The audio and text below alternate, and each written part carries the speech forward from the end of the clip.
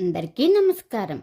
మన మహాభారత కథల సిరీస్కి స్వాగతం. అందరూ ఎలా ఉన్నారు?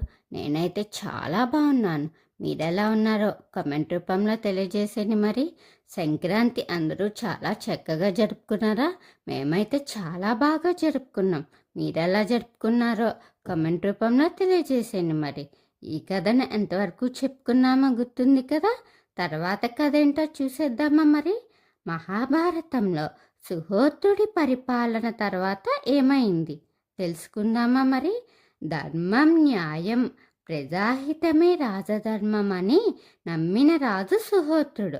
ఆయన పరిపాలన కాలంలో కూడా రాజ్యం సుఖశాంతులతో విరజల్లింది.